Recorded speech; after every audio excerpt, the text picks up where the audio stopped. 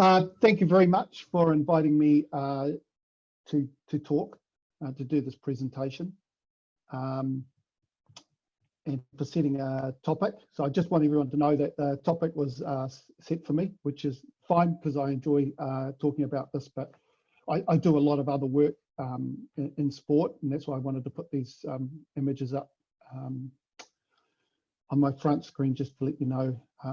We look at a variety of different things. So my background was in endurance sports. So until 2012, to the London Olympics, I was actually working with New Zealand rowing. And one of my roles was to look at the notion of implementing a training plan. And to do that, I needed to make sure that I had valid monitoring tools, that I had a robust analysis process, that I could review what was going on and then potentially look at replanning or updating the plan. So I see this as a cycle from planning to implementation to monitoring to analysis and review. And my interest is more around the monitoring, analysis and review. And that's what I want to talk to you about today. So in my role with New Zealand Rowing, I did my PhD in combining endocrine system and immune function, looking at how those two interacted to support adaptations or optimal adaptations to training, and what happened when things went wrong. But what I needed to do is I need to develop monitoring tools for rowing. So what I ended up doing was that the coach I was working at the time was interested in boat speed. So back in the day, I managed to get a GPS, work out how it was going and sort of rebuild it and pull some data out of it and start analyzing the data and building a training model. And you're probably aware of all of these training zones. We have the aerobic health zone, aerobic training, or anaerobic threshold, blah, blah, blah. We have all of these different training zones. So as a scientist, what we try to do is anchor those different training zones with measurements. So we have measures like VO2 max and anaerobic threshold. So between anaerobic threshold and VO2 max, we're going to have high intensity aerobic fitness training. Between aerobic threshold and anaerobic threshold, we're going to have our classical aerobic fitness zones. And I know you've all seen this before. So it's just intensity on the y-axis. And what we're looking at is our different training zones. And as well as heart rate and RPE and all that sort of stuff. Sorry, but would it be possible to open up the PowerPoint fully? At the moment, we're just seeing the slides at the moment, but can you fully... Oh, can you not see them? Oh, thanks, mate. Yeah, apologies. Yeah. No worries, sorry. Cheers. Okay, what I'm going to do is I'm going to share into desktop 3. I'll share onto that because something's gone wrong here. Okay. I'm just not quite sure what it is, but you still can't see that, can you? At the moment, I can see your screen, so your desktop. That's screen 3. Yeah. Okay, so I'll go to screen 1. Okay, how's that? Can you see that? Perfect, that's lovely. Yeah, my apologies. No, not at all. Yeah, just bear with me. So just back, we had these zones where we had different descriptors, physiological measures around those zones. But with the advent of GPS, and well, no, it's actually going on before then, what we're interested in was looking at speed on the y-axis instead of RPE or some physiological measure.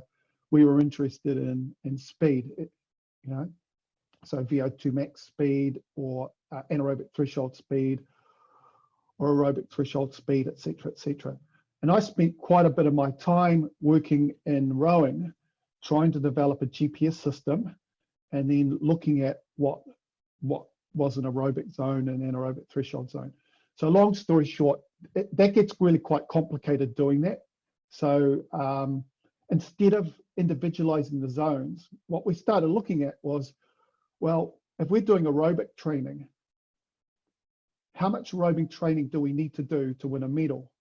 And because we were really fortunate that we had developed in my time there a couple of Olympic champions and world record holders on the erg, because New Zealand held the world record on the erg for both male and the female, as well as world record times on the water as well too. We started to get a picture that our really good athletes tended to train in a particular speed zone, and we expressed that speed zone as a percentage of their world record pace. So we developed what we called a world best or prognostic model.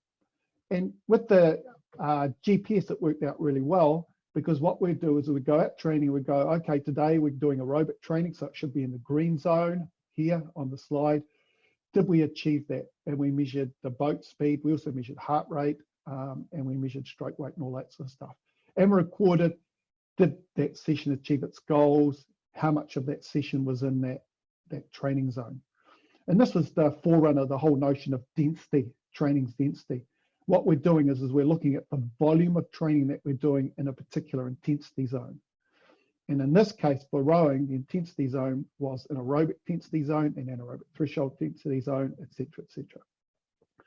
So over the years, we managed to do that until at the end of my time with New Zealand Rowing, every crew, every training session, we were collecting this data and feeding it back to the coaches.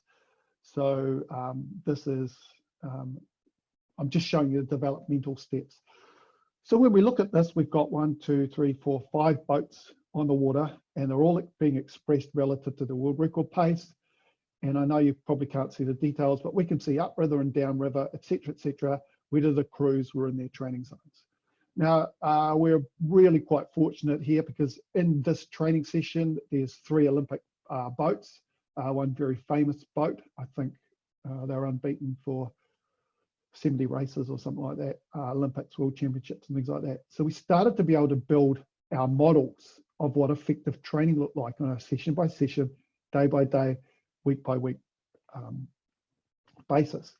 So that was okay when we're doing our stock training, but I always struggled when we were doing short intervals. Now for rowing, I know rugby for a short interval is 20 meters. For rowing, a short interval is 250 meters. So this is a short interval session here. So this is 10 times 250 meters, 250 meters on, 250 meters, well, 1 minute on, 1 minute off roughly, times 10 with a break, times 4. And I always struggle with this because I knew a lot of the work was coming from acceleration. So the work, the time and the velocity zone, the density work wasn't really replicating what was going on, because there was a big acceleration workload component. But I could live with that, was 250 meters. Okay, so now we come to rugby. So I dropped out of rowing in 2012, and Phil Healy, who was with the Chiefs then, he gave me a call and says, hey mate, come around, let's have a chat. So I had a chat to him, and STATSports had provided a GPS system, and no one really knew how it worked. So that was, I didn't know anything about rugby, but I knew a bit about GPS and sports, things like that. So Phil was very patient, and we went through the process with him and the coaches of looking at the GPS system in rugby. So what I was looking at is the notion of velocity work and acceleration work. Not so much, but more velocity, because that was my background. So because I'd spent a bit of time in rowing with this, what I did was I pulled the raw data off and analyzed it myself, tried to calculate what was happening in training, wrote my own algorithms to calculate different things, et cetera, velocity zones, acceleration, and all that sort of stuff. Just more to get a feeling, an idea of what the data I was getting from STATSports and what I thought that would look like. And this is a reasonably famous All Black. I pulled this data out because this is one of the hardest games he played for us. And when I looked at that data and I looked back at the rowing data, I was a little bit perturbed. And when I pulled that data out even more, if we look at this as a 10-minute slot here, it's really hard to see how, you know, at that time I felt I had a lot of expertise in the GPS area. I really struggled with how I could actually add value, because I can't see any velocity events there. I mean, when I actually, because I was handwriting the formulas and trying to identify what was the velocity and acceleration event, in that whole 40 minutes, there was only 3 velocity events. The rest of them were acceleration events. If we look at the acceleration event, this is the only major acceleration event. In other words, it's gone into the red zone that actually starts from standing. All the rest of the acceleration events, the guy was already moving before he accelerated. So I think it was around about this time that I can't remember if I verbalized or not. I said, look, Phil, I think I'm wasting your time and I'm wasting my time. The GPS is just not going to be able to provide you any value because it's all acceleration work and we can't measure acceleration workload. And this is the slide I put together to sort of explain to Phil and his colleagues the struggles that I was having. If we look at a 400 meter, let's say Michael Johnson running 400 meters, we can see that he's in the top speed zone for virtually the whole time. Whereas if he did that 400 meters with 20 meter shuttles, and remember rugby's roughly is a series of 20 meter shuttles, but it's 20 minutes on, 20 minutes, some time off and another 20 meters. Then what happens is that whole time, even though the lactate's the same and he's absolutely exhausted at the end of it, he's run it as hard as he can, he's lucky to actually go into the anaerobic threshold zone, let alone the sprint speed zone. So I felt that the velocity, what was happening in terms of the velocity, the measure of velocity was not accurately giving us an accurate measure of work. So the underlying assumption that displacement variables reflect energy cost is applicable only when activity is performed at a constant speed. So that's a publication in 2016, Polgaze et al. If you get a chance to read that, it's a worthwhile read. So what we're left is with acceleration. Now, we can't use the distance or time in acceleration zone as a measure of work because the work increases the longer that you're in that zone. So the longer you're in an acceleration zone, every second the work's increasing, it's increasing, it's increasing. So if you get 500 meters in acceleration zone and another athlete's got 500 meters in acceleration zone, there's a good chance that they're not the same because power output increases with distance during acceleration. So distance or time in acceleration zone is not a measure of work. That's really important that everyone understands that. And I'm sure most of you already know that. That's why most of the GPS companies, STATSports, et cetera, present acceleration as a count. But a count is not an accurate measure of work either. And I'll explain why. If we look at Usain Bolt winning his, breaking the world record in the 100 meters. So what you can see here is in the first second, he's at this velocity, he's done this acceleration, the second second, third second, fourth second, fifth second. Now the way that acceleration, so this is one acceleration count because he's done one acceleration event. And what we do is we average the acceleration every second for that event. So it averages out at 2.4 meters per second per second. And that's a moderate acceleration event. So basically Usain Bolt, when he broke his world record, did a moderate acceleration event. So I don't think, this is the problem I have with acceleration is a count, one count. So another problem that we have with acceleration as a count as well too, is the work that happens in acceleration depends on the velocity you started with. So this is actually real game data here. So you can see here that this is a zone 6, 4, 2, 2, 2, 3, 3, 2, 1. It's an average of a zone 3 acceleration. And this is the amount of work they've done in watts per kilogram. If we look at the zone, the next one, it's a zone 2. So it's actually going to come up as a less count. So this is going to be a zone 3, one zone 3 acceleration. This is going to be one zone 2.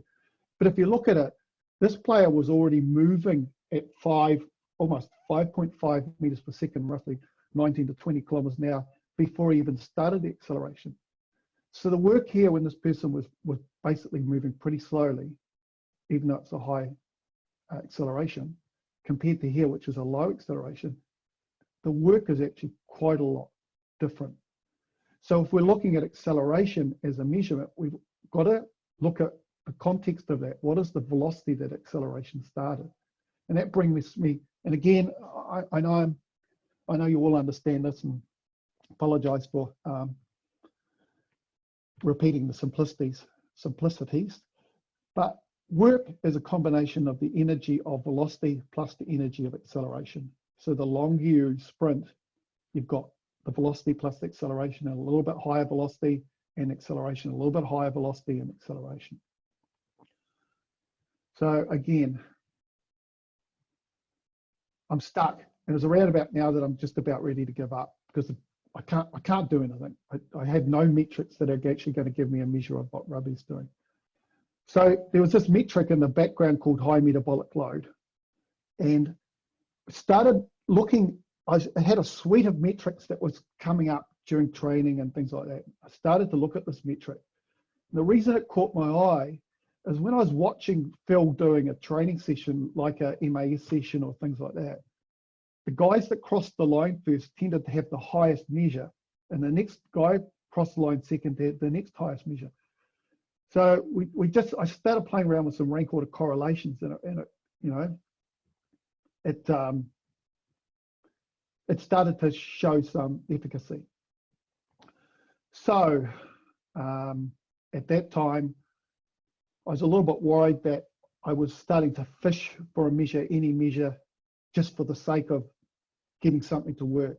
So I was really fortunate that I had a very clever postgraduate student with me who'd finished his master's and was looking at PhD, a young guy called Michael Silve. And he was unique in that his master's was in sports science, but his degrees were also in computer science and mathematics. So I'd employed him to work for me because one of the other roles I was doing was building software at the university, just online interactive educational packages, database educational packages. So I sort of said, hey mate, I know you're supposed to be doing this job. Can you put a little bit of time for this? And I want you to break the equation down and let's have a discussion about it. So over the series of about 2 weeks, we started back and forth having a discussion. So I had my beliefs about it, and I wanted to see if he agreed. So, and I can't go into this because it's a whole talk in itself. But we did due diligence around the whole notion of the formula. And in my time, I've managed to talk to Christian Osnak around the high metabolic load as well too.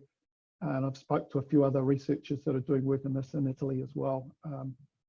Anyway, and as you're probably aware, basically what happens is at a particular velocity, you get a particular metabolic cost, and that links to not only the speed, but also the acceleration. So when you're looking at this, you can go, okay, I now have a way of measuring both velocity and acceleration, but more importantly, the combination of velocity and acceleration. Is it accurate? Can I actually use this? All right, so essentially what happens if I go back to my example of 20-meter shuttles versus a 400-meter run, what I've got now is I've got Michael Johnson at 8.7 meters per second, which is 40 watts per kilogram. Michael Johnson doing 20-meter shuttles, average of 2.6 meters per second, blah, blah, blah, which is also equivalent to 40 watts per kilogram, which is equivalent to 8.7 meters per second. So I had this measure of acceleration and acceleration work. But as you're all aware, there's a huge number of publications out there that have, that basically state that this measure is invalid. And some of these people in here I know by reputation, a few of them I know personally as well too, and a lot of them are very clever and very good people. So I was in a little bit of a bind. I had a measure that had good rank order correlation, but there's a lot of really high-powered researchers that were saying that it was invalid. So I read through all of the papers, and basically I felt there was a little bit of a methodological concern, and they were trying to actually compare metabolic load with metabolic load. And I agree, that's a valid way of doing it. But my PhD and master's supervisor is a professor called Will Hopkins, and some of you may know him, some of you may not. When it comes to sort of reliability and validity and mathematics and things like that, he's the man. So I had an idea, and I went to him and I said, hey, Will, what do you think about this? And it's a methodology I used in my PhD, and he says, yep, why don't you have a go at it?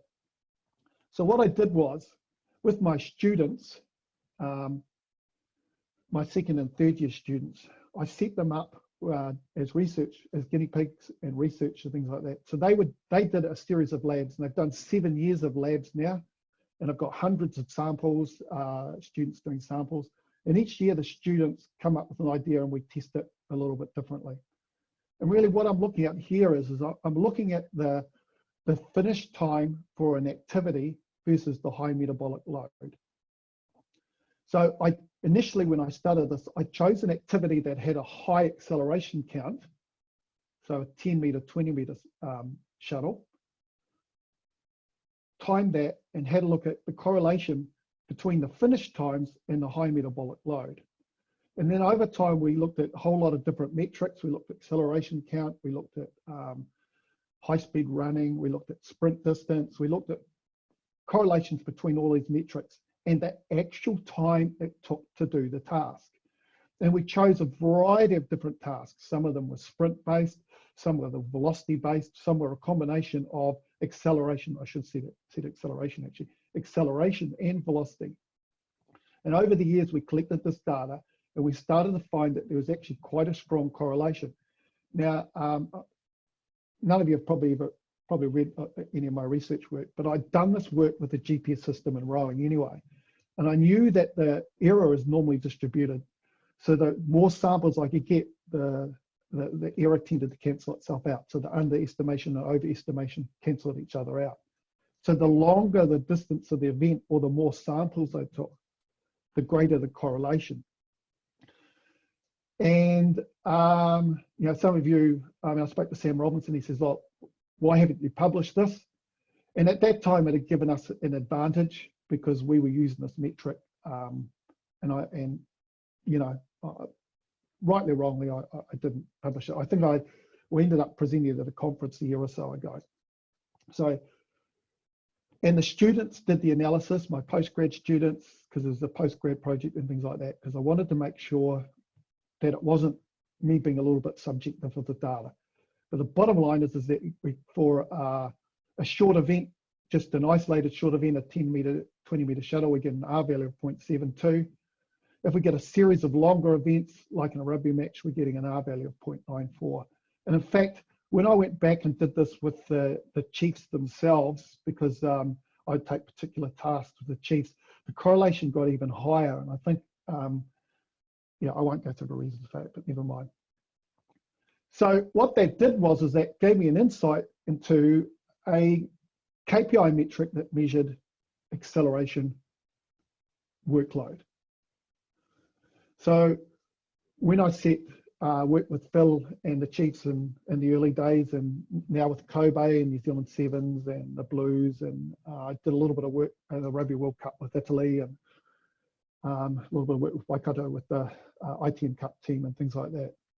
What it enables me to do is to look at all those other metrics, but to start to periodize the program around what I consider an effective measure of acceleration workload, which is the metabolic load.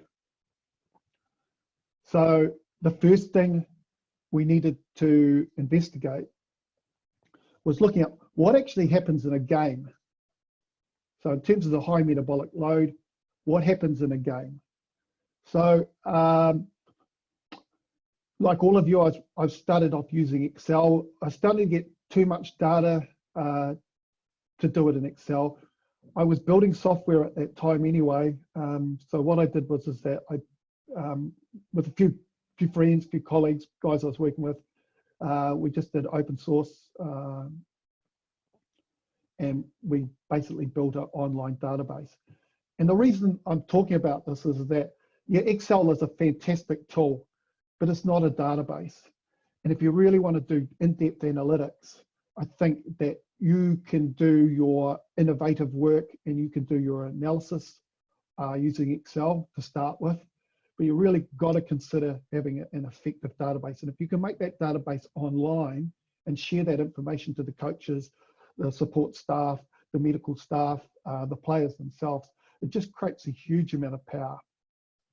So this is a play-by-play analysis of a game, and I've just pulled, it doesn't come out like this in the software, but it just gives you an idea what's going on. So what we wanted to do was have a look at what's actually happening in a game. How do we find some way of working out what's happening in a game so we can match our training load to the game load, which is sort of what I've done with New Zealand rowing. Slightly different model, but how do we go about that? And we had to make a few decisions along the way. So I've talked about this notion of density. Just this is my this is how I make meaning of it. Density to me is a volume in a specific intensity range. And then I talked about a prognostic intensity, a prognostic density, prognostic volume, whatever you want to call it, a prognostic. Now at that time when I talked to the chiefs about this, there was a little bit of, oh, I have no idea what this means. How can you apply a rowing model into rugby? And I talked to the coaches and Phil, and they sort of bought into it because I thought really deep down it was what they believed in anyway. So rather than individualizing the intensity or the volume or the load, whatever you want to call it, let's have a look at what the best player in that position does and use that as our prognostic that we compare everyone else to. So that requires a lot of data collection and a lot of analytics, hence the reason for going for a database rather than using Excel. So to my mind, prognostic is the best practice intensity range or a target. And that creates individualized targets versus team of best practice performance goals. And again, we didn't do individualized targets. What we wanted to do was to go, in a game, what does the best lock do? In a game, what does the best prop do? What does the best flanker do? What is the best halfback? What is the best third five, second five, centers, wings, fullbacks? Now, I was fortunate at that time to be with the Chiefs because they were winning and they had some very, very good players that we could measure during those matches to set our to get our prognostic goals from. Then I was interested in this notion of prognostic game density. So what is the intensity and what does the volume look like? And I know this is a little bit complex, so I'm going to spend a little bit of time on this. And then once we've done the prognostic game densities, we can use those to inform training. But context is vital, absolutely vital.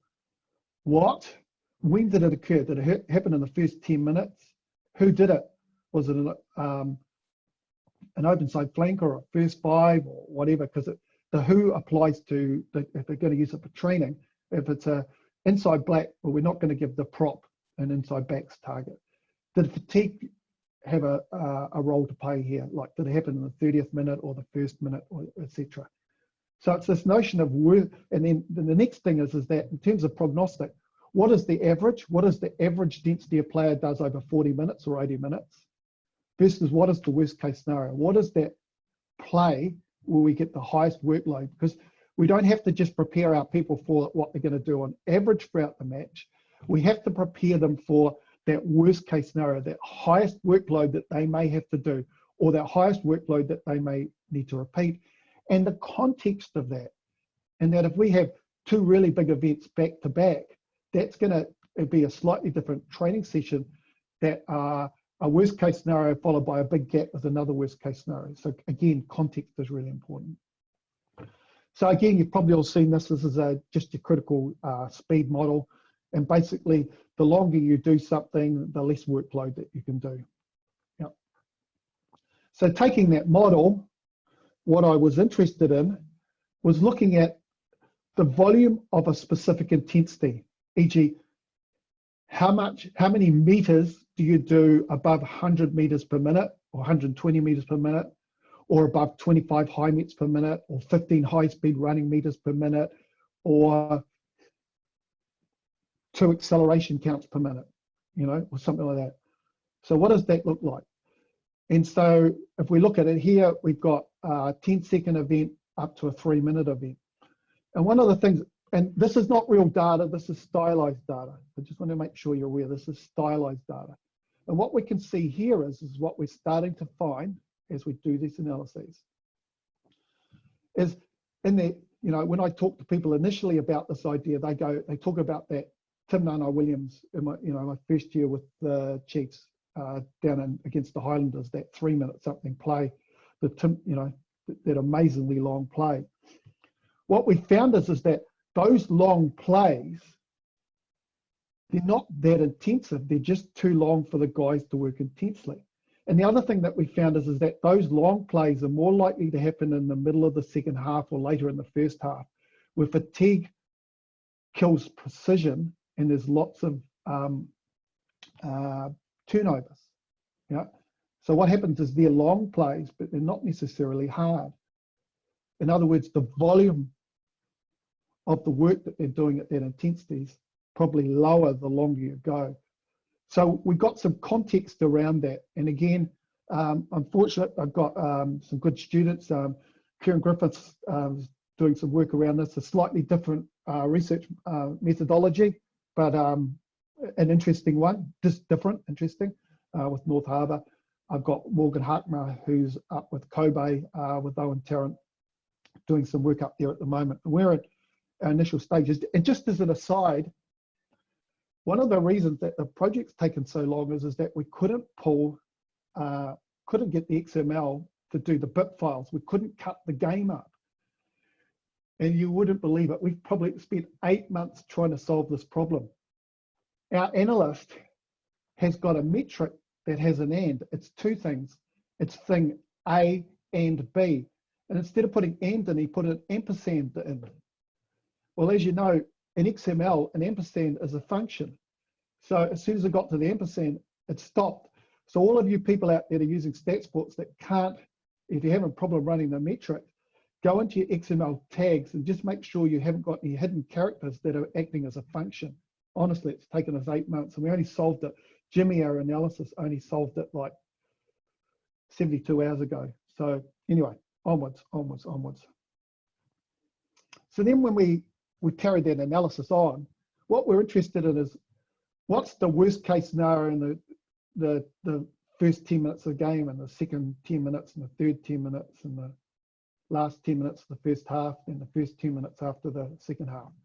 What happens there? And what we're doing here is we're looking at, again, at the density work, the volume at 25 high meters per minute, or the volume at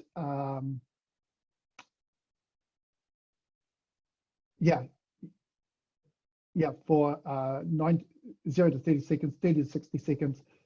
So what happens is short play to long play, short play to long play, short play to long play, short play to long play.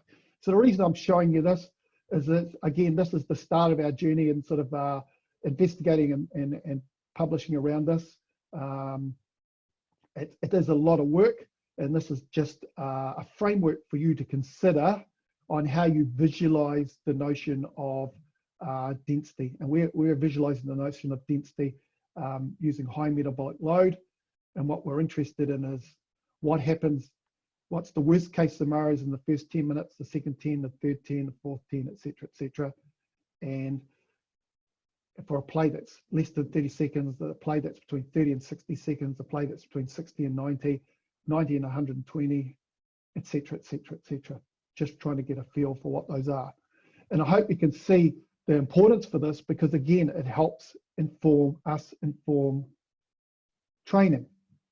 Yeah, because if we just looked at the average, which is say 15 to 20 high meters per minute, that doesn't give us any indication of what's actually happening in the match. And from that, we built our prognostic game workloads for our different metrics for front rows, hookers, locks, loose forwards, et cetera. Front row players who played only 10 minutes and 10 to 20 minutes and 20 to 40 minutes and things like that. So, I mean, this is outdated, this sheet now, which is why I can show you, because we updated that significantly, but that gives you an idea of the process of looking at that data. As I said before, that helps you to create a general periodized plan. Owen's already talked about this. Was actually Phil asked me a question probably a year ago.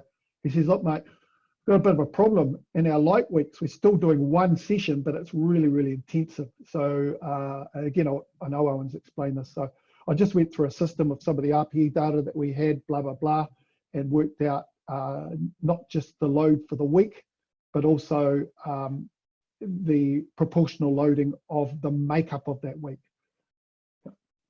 So I won't go through that.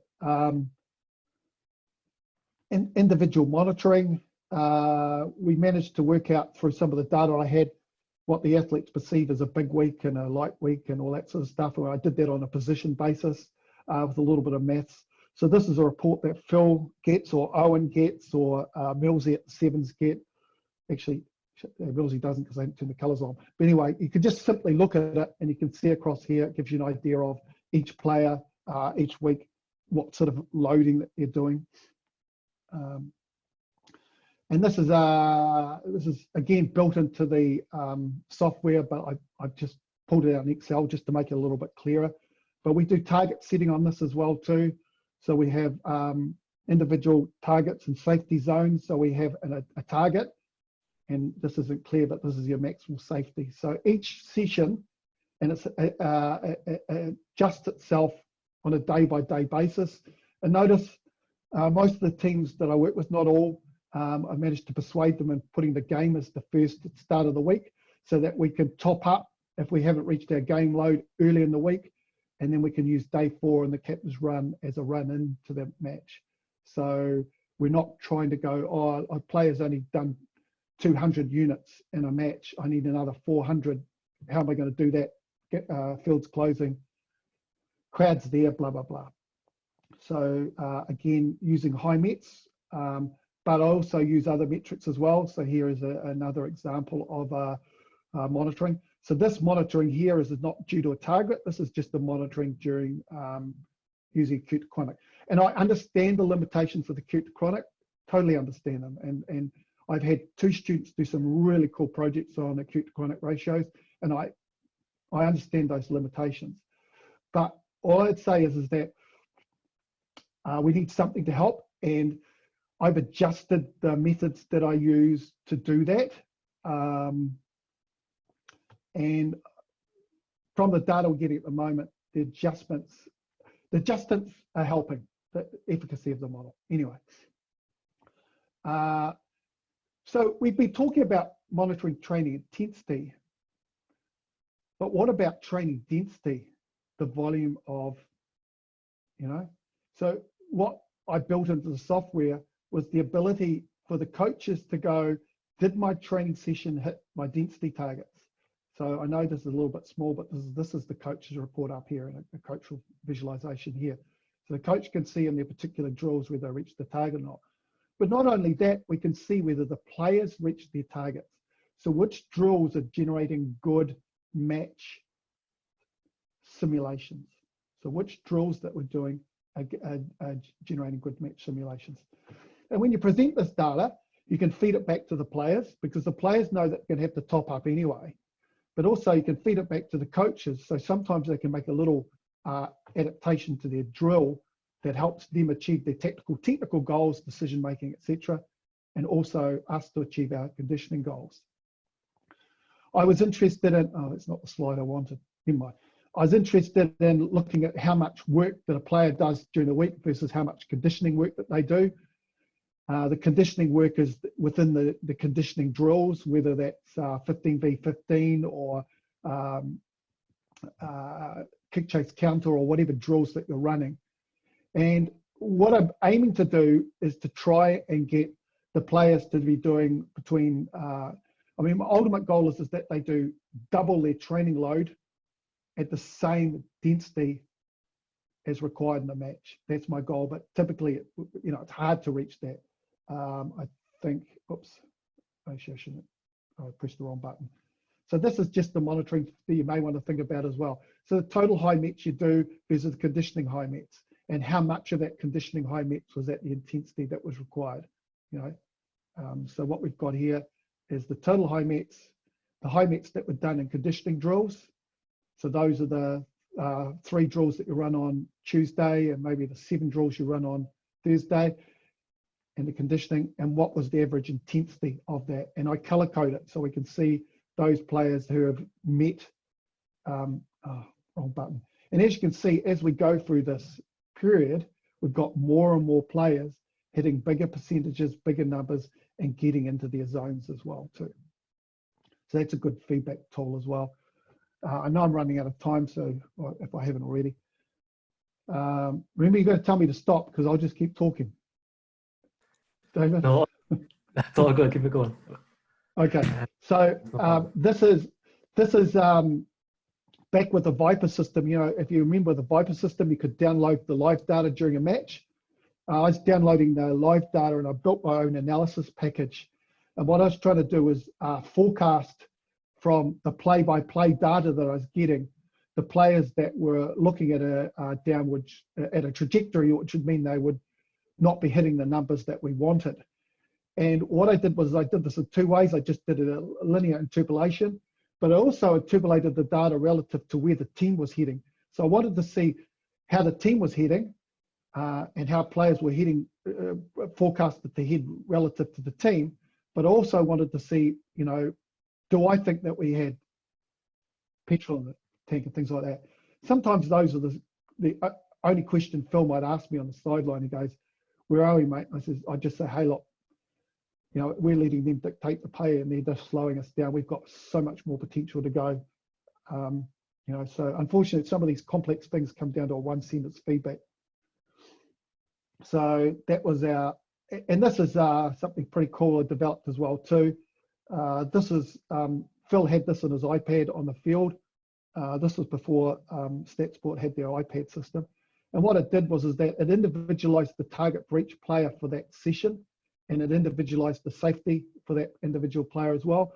And Phil could just look down and go, "Hey, look, I've got to pull this guy. Not only is he over his target, but he's getting into his safety problems." And Renz or Smithy or Tom or Straws might go, "No, I need them on the field. We'll take some off tomorrow. You know, we'll take some load off tomorrow. I need this to happen." But we're making those decisions in an educated, an empirical manner, not educated, sorry, an empirical manner. And look, I'll be honest, sometimes Phil disagrees with me, sometimes Millsy disagrees with me, sometimes up in Kobe, Owen disagrees with me, you know, Tim disagrees with me. My goal is to present the numbers and the chances of things happening, or whether we're below the targets or not. They see the bigger picture, them and the coaches, they make the call. But I try to make sure the data I'm providing has some validity to it. Spend quite a bit of time around that. And actually, this is my last slide. So, and from that, we created a drill density book. And the software that I've developed just generates that book automatically, but I just dropped it down into here. And that's that, 40 minutes, 39:13. Perfect. Thank you very much, Brett. No, that's brilliant. A lot of detail there. We've had a few questions. Sorry, mate. No, that's perfect. That's perfect. So we just have a few questions, if that's okay. Yeah. Go for it.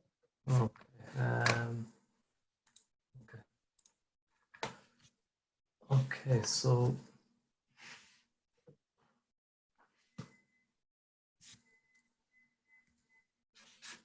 could you go into a bit more detail in regards to building software for sports science, and what are your kind of go-to tools in regards to managing all of that? You mentioned not being a database, but it's a good start. But around how do you build it, and what, like, for some starting off, what would you recommend? Yeah, good. That's a good question. So what I did to start with is I do everything in Excel, and I do the analytics in Excel, and I show them to Millsy or Phil or Owen or whoever the trainers or the coaches I'm working with. And once they're happy with that, I then build it into PHP, open source.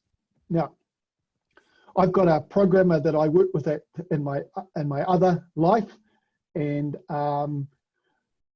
I can cut the cost down significantly if I can give him the final product of what I want. So I build everything in Excel, and then I have a PHP program and I go, look, I need exactly this.